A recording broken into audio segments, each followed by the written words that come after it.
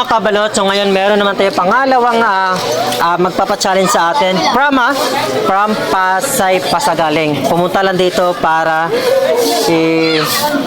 gawin tong challenge na to sa balot challenge ni Kuya Nebets.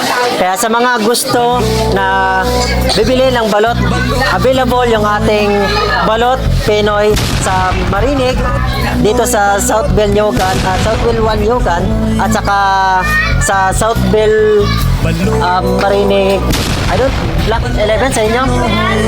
Block 32.